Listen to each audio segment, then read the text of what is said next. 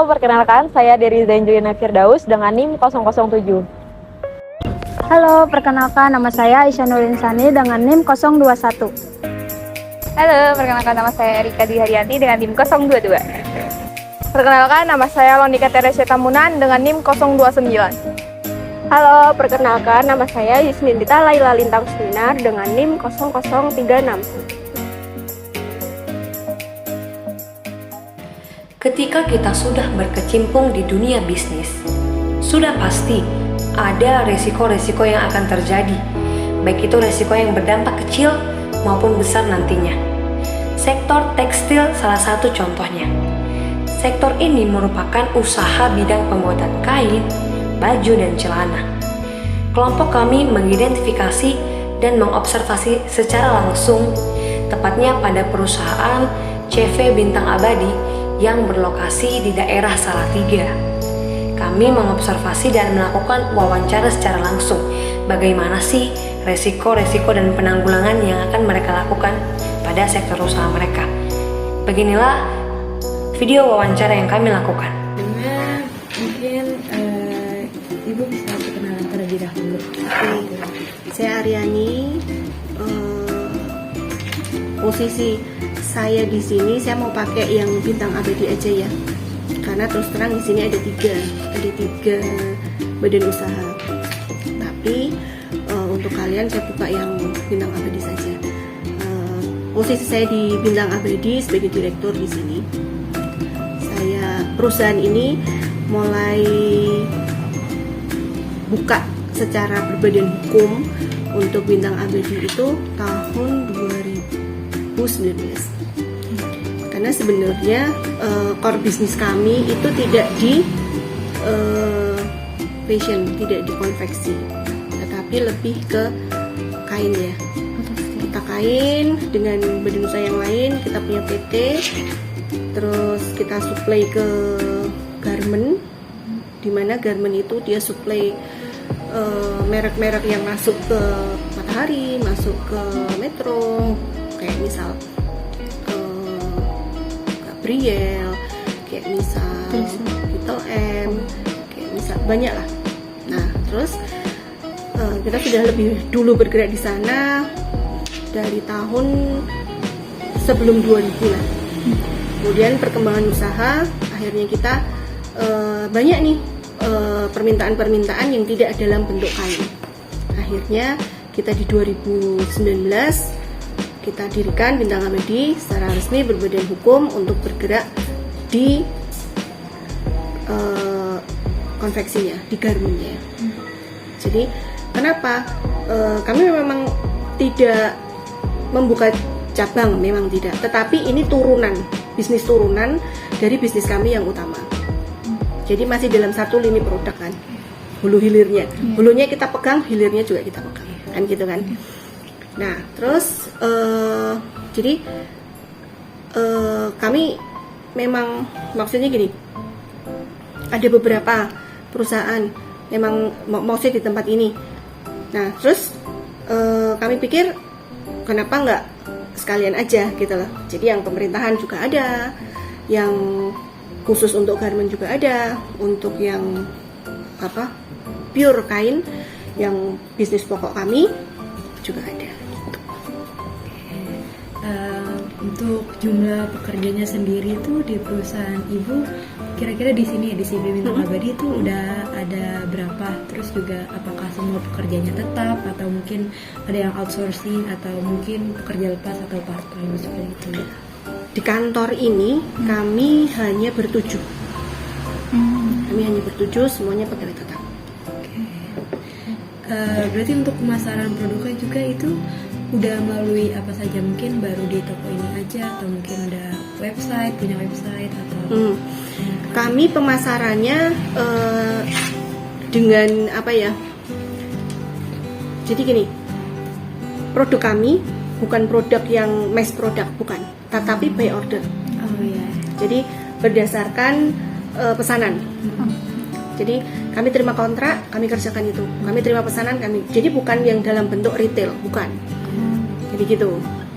Jadi untuk pemasarannya awal-awal kami memang by kontrak itu memang by koneksi ya, by koneksi.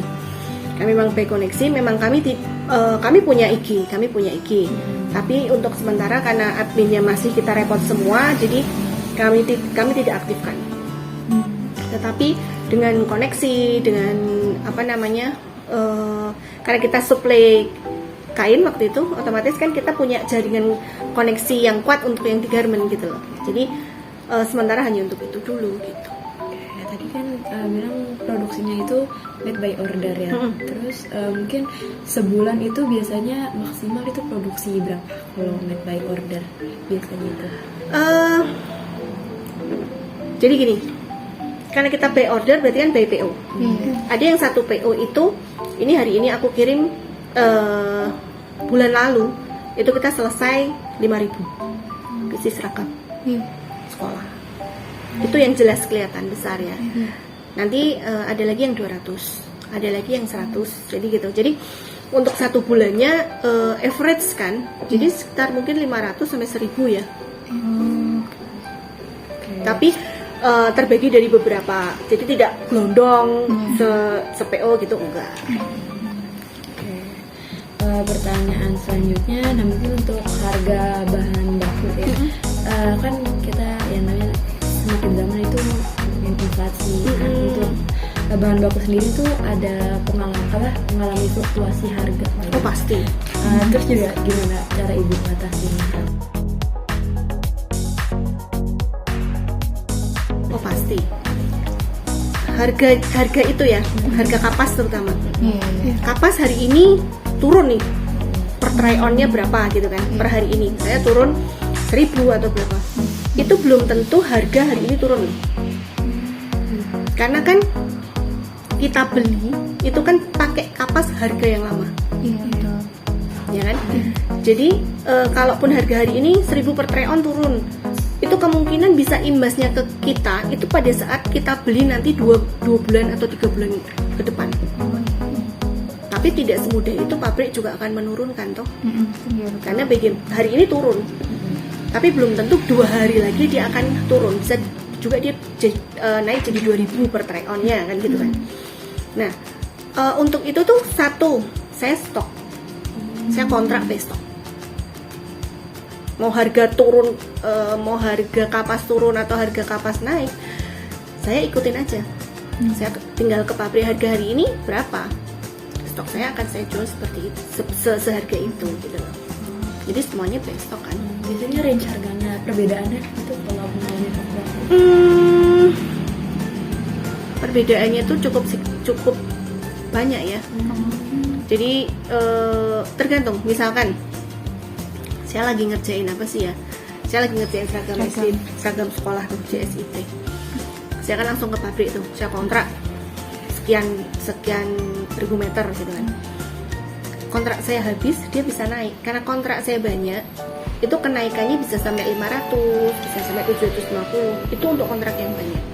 Tapi untuk kontrak yang sedikit ataupun order yang sedikit dan saya hanya beli di eceran, itu range-nya bisa sampai 10.000, 5 sampai 10.000. Karena kuantiti yang saya butuhkan cuman sedikit kan. Jadi saya nggak bisa tekan mereka untuk harga kan. Kecuali kalau memang saya nggak bisa di pabrik ya. Terus saya beli di toko kain misalkan. Tapi kuantiti saya banyak, ya saya bisa tekan mereka kan gitu. Mungkin selanjutnya tentang permasalahan delivery. Nah, untuk delivery sendiri dari sini Bintang Abadi itu langsung anterin ke konsumen atau pakai jasa ekspedisi? Sementara ini kita pakai jasa ekspedisi ya. Untuk semuanya berarti belum punya pemasaran sendiri? Tracking belum. Karena kalau dihitung-hitung di masa sekarang untuk operasional aku punya tracking dan lain sebagainya dibanding dengan yang ekspedisi, per kilonya lebih murah di ekspedisi. Karena kan saya mesti operasional, maintenance armada, operasional armada, ya toh? Nah, akomodasi mereka mengantar dibanding saya kirim dengan ekspedisi lebih murah. Tapi biasanya udah layanan pakai ekspedisi apa enggak, atau biasanya kita pakai kargo ada untuk yang kita mau kirim ke Sumatera gitu-gitu, kita pakai kargo. Terus untuk yang sampai dengan di Jakarta juga kita pakai kargo kayak apa sih ya, lupa aku kargonya. Berarti tuh udah kerjasama? Iya, kita kontrak, kita sign kontrak tetap, special rate tetap. Dan kan kendala apa saja yang mungkin sekiranya sering kali dialami di perusahaan dan juga mungkin beresiko seperti itu? Kendalanya satu, delivery yang jelas, karena kita kerja konveksi, otomatis kan kendala di lapangan itu banyak di antrian ya, antrian. Jadi di konveksi itu kan orang lebih ke mereka sudah atur nih order siapa dulu yang masuk gitu kan. Kendalanya juga paling cuman time management ya, yang mestinya harusnya 1 minggu sudah selesai, tiba-tiba ada beberapa karyawan yang tidak masuk, jadi mesti mundur.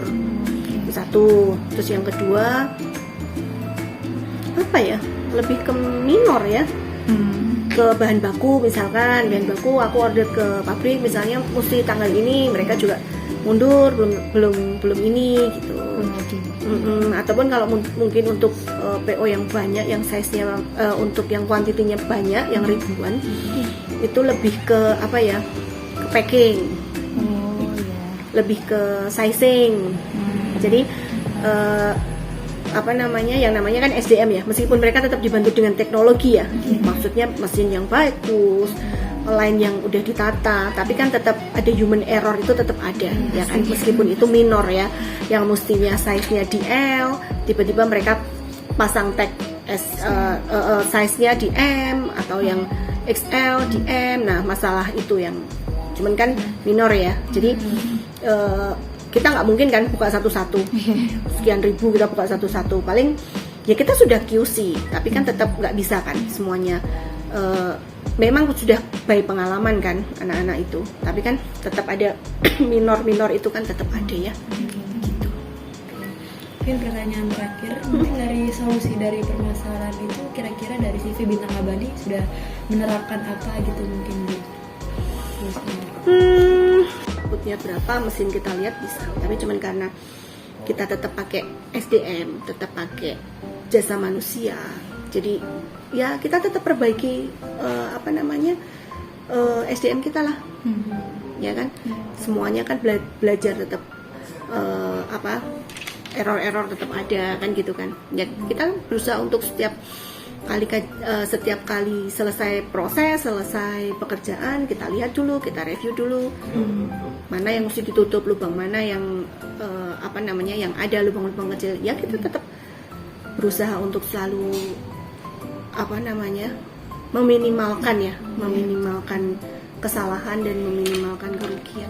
Karena bagaimanapun bisnis itu kan dinamis, sangat dinamis, apalagi di masa yang sekarang kalian tahu kan, inflasi sudah mulai jalan ini kan gitu kan ya. Resesi. Iya. Betul. Berarti kalau buat human error di teknologi itu kehitungnya sering, jarang atau Jarang. Itu juga enggak yang major ya Bu? Enggak